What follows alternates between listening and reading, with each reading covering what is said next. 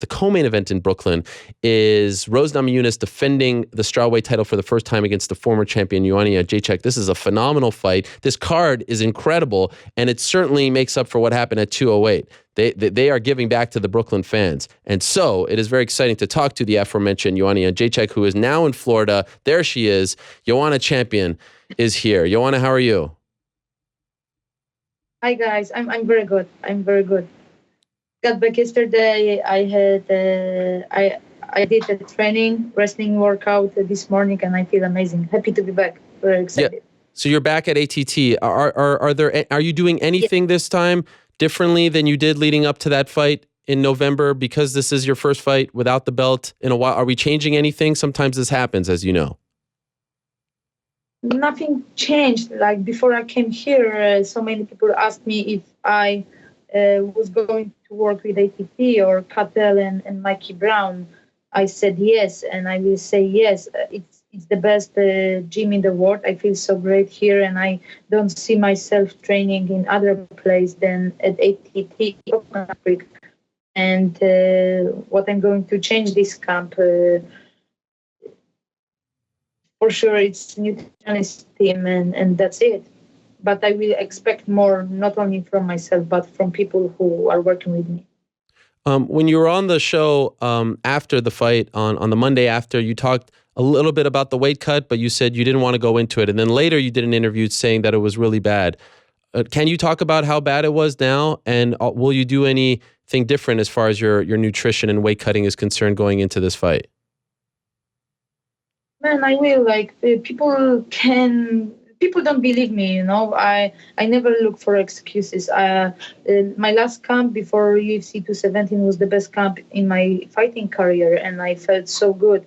And this is what Cattell Kubis said, my striking coach. I should fight 2 days before. Everyone can see my media training, and people saw me in shape, and I was in shape. The weight cut killed me, and I gave a big interview for Polish media 4, 5, 6 weeks after the fight. You know, I didn't want to blame anyone for my loss, but I did it for myself. I had to put dot on I, and I know what happened that night. And people can say whatever they want, but I know what happened. I know exactly what happened, and I believe in myself, in my team, and I got lots of support. And what I can say to my real fans that I'm coming for this belt, you know, I will get what belongs to me.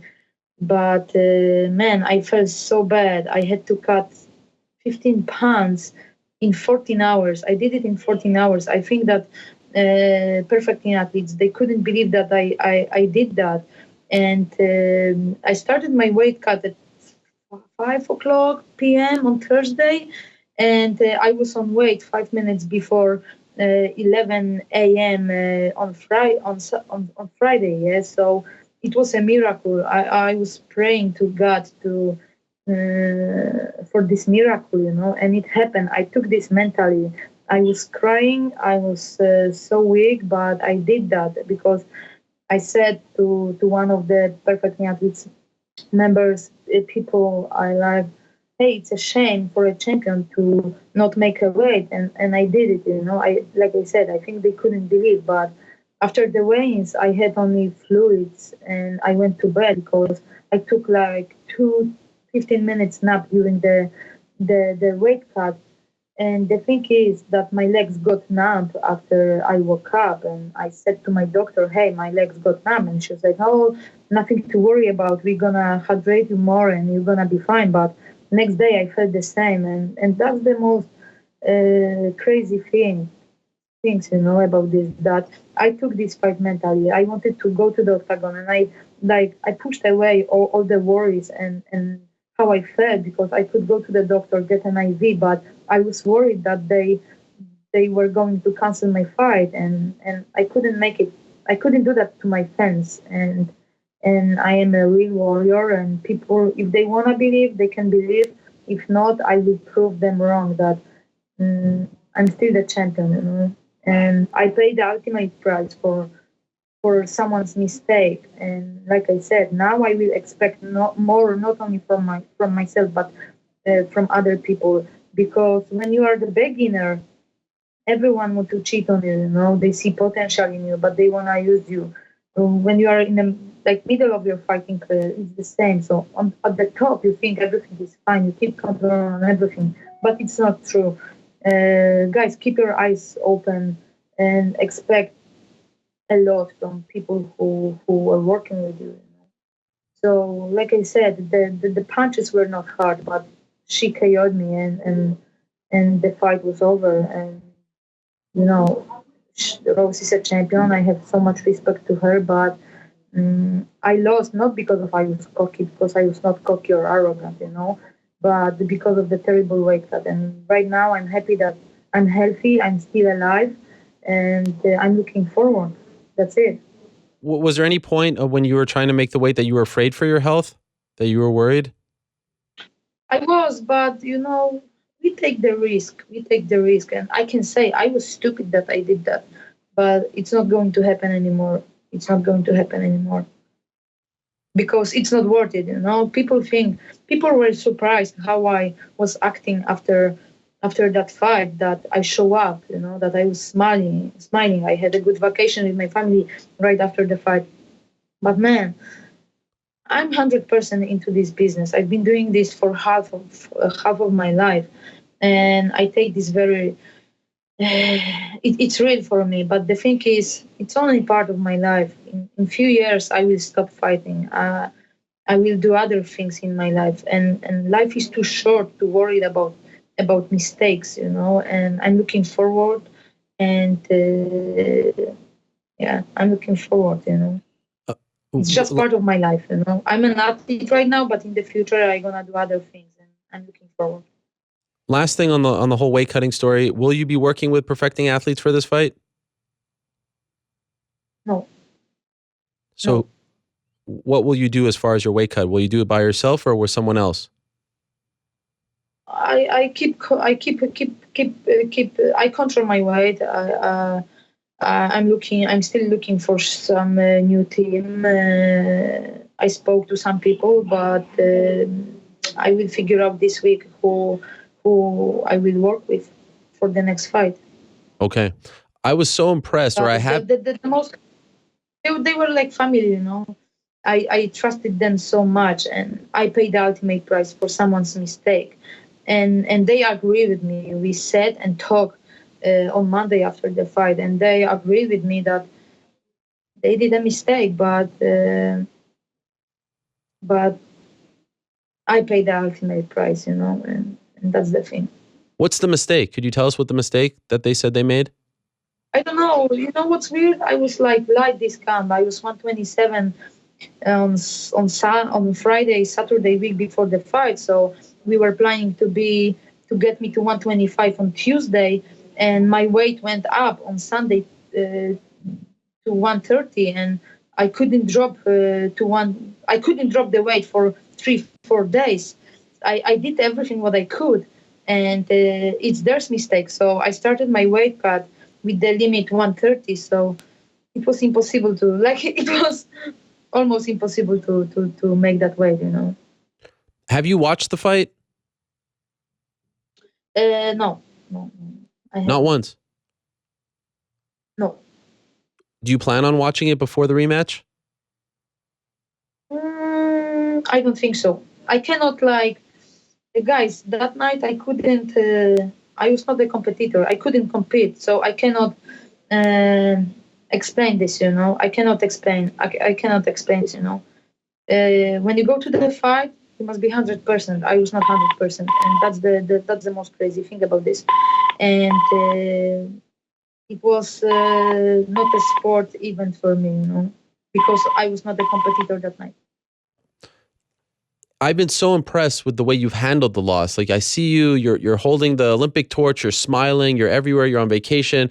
I said last week on the show that I wish for myself in the world that we can come back from adversity the way that you're dealing with this, you know, not being champion anymore. Was there ever a time, like quietly, privately with your family, where you broke down, where you got emotional about losing the belt, about what happened at MSG, or has it been the same way that we've seen you publicly? Not at all. It's real. It's real. You saw the real moments of my life after my last fight. I turned the page for the same night. I have an amazing team, great coaches, Katel Kubis, Mikey Brown, and other people from ATT. I've got lots of support. I know that people are focused on the haters, on the bullshit they are talking about me. But you know what? I just met people full of love to me, and I've got more support than I got before. So I'm very happy about that because they knew that it was not Joanna champion that night in the octagon. Do you miss the belt? Do you miss being a champion? Like I said, now I'm happy that I'm healthy, I'm still alive, and like physically not, but there is something deep inside that um, I will get this belt back, and that's it. That's it. What I can say. This belt belongs to me. This Was belt there any belongs to me. was there any question about you, not getting the rematch? Like, was there ever any talks of fighting someone else, or was it always going to be an immediate rematch? No, I signed the contract 2 weeks ago, and I was waiting for Rose to sign the contract. But I don't want to wait. I don't want to wait. I know what happened that night, and I will change that. And this is not going to happen anymore. And I will get this belt back.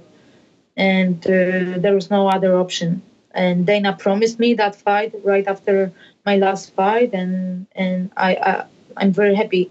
Dana always keeps his words, so I'm very happy that Did I got what they promised me. Did you at all consider 125 for even a second? No, first of all, I must get what belongs to me. Okay. And how about going back to New York? Do you like that? The fact that it's in New York? I like the idea. It doesn't matter to me if it's going to be Brooklyn, New York, or Dallas again, or Sri Lanka. I don't care about this. I want to put on great performance, great camp, and get this belt back.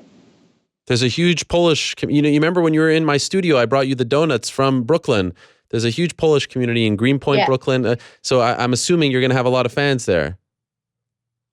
Of course. I receive so many messages right now. So many people want to come and watch the show. So I believe that the arena is going to be packed. By the way, could you tell us how the torch thing happened? I mean, you carry the first female fighter to carry the Olympic torch in Poland. There was a huge smile on your face. How did this come about, and what was it like to actually do it? It was a very emotional moment in my life, and it was a big honor to carry the Olympic torch a month before the Winter Olympics in Korea, in Pyeongchang. So I don't know, it just happened, the process was very long. I heard the first message about me carrying the torch.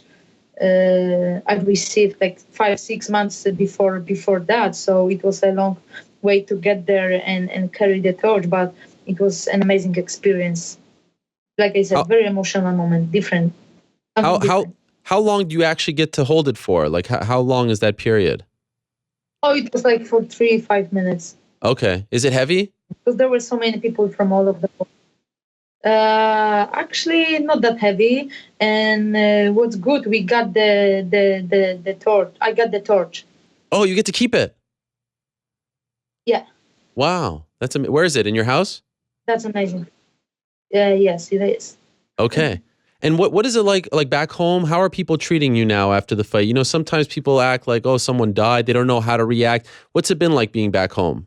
Yeah, I think like I don't like when someone is trying to like sit next to me and like react like someone died. That's the thing. But like I said, I met people full of love. They support me, and that's the good thing. Like now the people who are hating on me, I don't care about them, and they hate me because they don't know that I've been doing this for 14 years, that I did 104 fights in Muay Thai, that I was a champion for 2 years and 8 or 9 months, that I was about to defend my title for the 6th time. And they don't know this, so they should go back and check on my fighting career and then make a comment about, A long time ago, GSP lost to Matt Serra, and it was hard for him to take. he reinvented himself, and he never lost again. In a way, do you believe that this could be the greatest thing to ever happen to you? That this will sort of change the way you approach? I know it's going to happen. I know it's going to happen. Like I said, I got to the top, and the work is harder on the top than before. It was harder to stay on the top, but it was a big lesson for me to trust people, but expect more from them. And keep the consequences. How do you think it plays out? Do you see a way that what do you want to happen? What do you see happening on April 7th? Me winning the belt. A certain way? No, me winning the belt. That's it. Okay. And I know it's going to happen. Please be patient, and I will put on great work, and I will get this title back. Everyone was super surprised, even Rose. Even Rose. Well, and final thing, will you do anything different? My brain, like I said, my brain was not there. My brain was frozen that night. That's it. And what's funny thing, my coach saw that, and he changed the warm up. He knew that something was wrong. And that's it. But I took this, mentally. I wanted to give it to people what they came for, to MSG that night. As far as and the other funny thing, I always wanted to talk to Ronda about how she felt that night before that night when she lost to Holly Holm, and I was like afraid to ask her, because I was on the winning way. And actually, we have one agent, and I spoke to him, and I told him that my legs got numb, and I felt like bit groggy or something like this. And the funny thing is that Ronda felt the same way. He had a terrible weight cut before Holly Holm, and I would like to sit with her and give an interview to people and to protect other fighters, younger fighters, just to protect them. There is no price for our health or lives, so we must be serious with this one. Did you end up talking to Ronda? Thing. People who Not yet. Okay. I haven't, but I will. And the funny thing is that people don't believe that your brain can be frozen, that the weight cut can change the game, but it can. It can. And that's the worst thing, And this is what happened to me and Ronda. We paid the price for the weight cuts, that's the thing. It may be tough to answer. They didn't go through the weight cut. They don't understand. They don't understand. They don't understand what we have to go through. But one day I will explain to all of them. We've seen some bad weight cuts recently. Could anything be done differently? What I know it's hard for you by yourself to answer. What could be done differently? Of course. That night, the 2 days before the fight, day before the fight, like so many small mistakes happen, and because of perfect athletes, and this is what happened. Like I said, I paid the ultimate price. I'm not blaming them. I like I said, I sat on Monday after the fight, and I wanted to work with them. I wanted to give them other chance, but not anymore. What happened? I think that I cannot trust them anymore. I feel bad because we were like a family, and things changed, and now I have to make my life again in Florida, that's the thing. But I trusted them, and I still like them as a people, as a human, but I cannot trust them in the business way. Because you used to live with them, right, when you were in Florida? Yeah. So what will you do now? I have an apartment very close to the gym, and the owner of ATT is an amazing person. He's helping me with everything. Everyone is so kind here, so they know what happened. And they want to help me because we are one team. We are ATT Nation. So it's almost like you're starting over again now. Yes. So I'm very happy. I couldn't wait to to start this year. I was super sad on December 31st because I wanted the New York so much. Wow. This is fascinating. I really appreciate It's a you being good year. so open and honest about this, Joanna. Yes, I am. I'm always honest. And like I said, I'm always honest. If people want to believe, they can listen to me. And I when I gave the interview, I said only true. I told the truth. Okay. I told the truth. So it's up to you guys if you want to believe or not. But I know I will get what belongs to me. Is there a Just be chance patient, please. you may just do it by yourself, the weight cut, or do you want to have someone with you? I think I've got lots of experience, but like I said, on this level, you must have someone to Yeah. help you. Right. Okay. Well, I wish you the best, Joanna. Really, I do. And I can't thank you enough for always coming on the show and being so open. It really means a lot. I'm so happy this fight is happening again for you. And it's a great card. It's a great opportunity. And looking forward to seeing you back in action at 100% healthy with everything working the way we've seen you in the past. I will. JJ is back. JJ is back. So I wanna thank to my friends from all of the world for all of the support, and I will be back for you guys, for all of you. And I wanna give people extra power. People who fall. We're falling every day in our lives, but I wanna show to them that even you're on the top and you have big fall, you can stand up and go forward.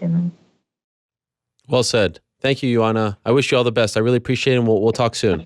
Good luck. There she is, Joanna Jedrzejczyk. Wow.